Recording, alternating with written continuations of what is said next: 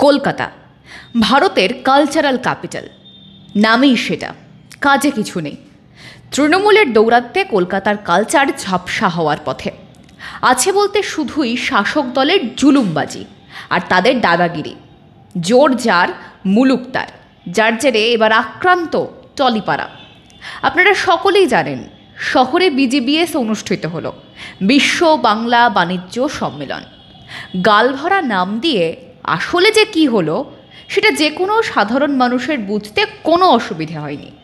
বিগত কয়েক বছর ধরে এই টাকার শ্রাদ্ধগোছের বেশ কিছু সম্মেলন হচ্ছে, বেশ কিছু প্রতিশ্রুতিও সামনে আসছে, আবার তারা শীত ঘুমেও চলে যাচ্ছে। এটা একটা সাইকেল। সুতরাং শিল্প আনতে নাকি শিল্পকে মুছে ফেলতে বা শিল্পকে তাড়িয়ে দিতে উদ্যোগী এ রাজ্যের শাসক দল, এখন সেটাই লাখ টাকার প্রশ্ন। দেখুন, সিনেমা একটা শিল্প, একটা আর্ট। সেটাকে সুস্থভাবে পরিচালনা করতে গেলে স্থিতাবস্থা দরকার। অথচ বছরের অর্ধেক সময় টালমাটাল থাকে টলিপাড়া। টেকনিশিয়ান এবং পরিচালক তারা যেন সাপ আর নেউল, পান থেকে চুন খসলেই লঙ্কাকাণ্ড বেঁধে যায়। আগুনে ঘি কারা ঢালেন সেই নাম সকলেরই জানা। এবার সেই টলিপাড়াতেই ফের অচলাবস্থা। অনির্দিষ্টকালের জন্য ধর্মঘটে বসলেন পরিচালকরা। অভিযোগ, পরিচালকদের বারবার অনুরোধেও চিড়ে ভেজে সাড়া দেননি টেকনিশিয়ানরা। সুতরাং কর্মবিরতিতে পরিচালকেরা। ঠিক কী ঘটেছে টলিপাড়ায়? সূত্রের খবর, গত বুধবার সাংবাদিকদের গিল্ডের তরফ থেকে আগেই জানানো হয়েছিল যে টেকনিশিয়ানদের তরফে কোনো সাড়া না মিললে পরিচালকেরাও অসহযোগিতায় নামবেন, তাঁরাও ধর্মঘটের পথ অবলম্বন করবেন। আর সেটাই এবার বাস্তব হলো। গতকাল অর্থাৎ বৃহস্পতিবার রাতে পরিচালক গিল্ড মিটিংয়ে বসেন। তারপরেই কঠিন সিদ্ধান্ত নেন পরিচালকেরা। লাগাতার পরিচালকদের হাত থেকে কাজ কেড়ে নেওয়া হচ্ছে, যখন তখন শুটিং বন্ধ করে দেওয়া হচ্ছে। আলোচনায় বসতে চাইলে সাড়া মিলছে না, তাই পরিচালকেরা যথেষ্ট অপমানিত। সেই জায়গা থেকে এই সিদ্ধান্ত নিতে বাধ্য হয়েছেন পরিচালকেরা। মত পরিচালকদের একাংশের। পরিচালকেরা ফ্লোরে যাবেন না। এখন প্রশ্ন হচ্ছে, পরিচালকের অনুপস্থিতিতে, পরিচালকেরা ফ্লোরে না গেলে শুটিং পরিচালনা করবেন কে?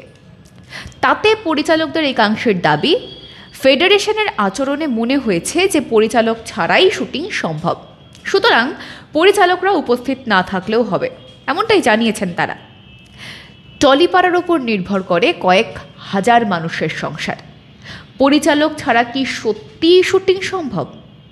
পরিচালকদের তরফে বেশ কিছু দাবিও সামনে আনা হয়েছে। কী কী সেই দাবি আমরা দেখে নেব এক নজরে। তারা জানিয়েছে, আমাদের সমস্ত দাবিগুলোকে লিখিত আকারে উত্তর দিতে হবে।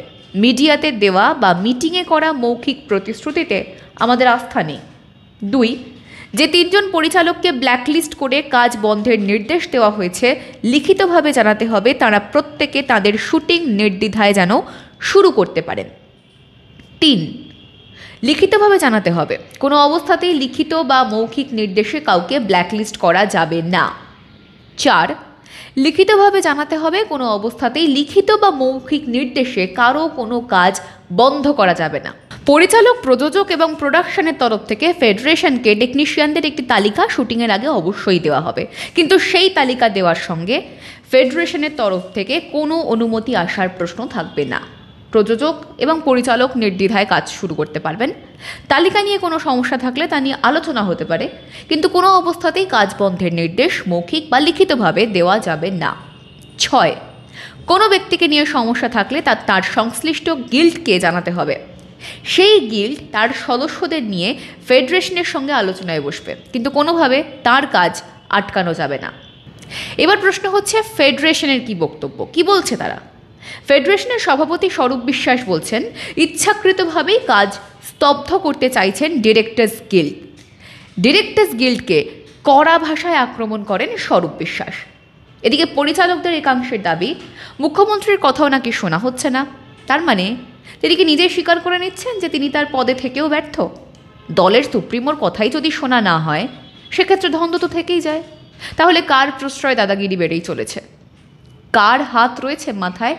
সেই প্রশ্ন থাকাটাও কি সমীচীন নয়? আপনারাই বলুন না। টলিউডের টালমাটাল অবস্থা কবে থিতু হবে তা কারো জানা নেই।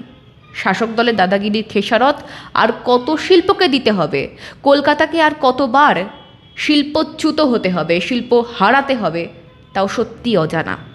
আজ এই পর্যন্তই। দেখা হবে নতুন সময়ে নতুন পডকাস্ট নিয়ে। ততক্ষণ পর্যন্ত সঙ্গে থাকুন, দেখতে থাকুন মাধ্যম।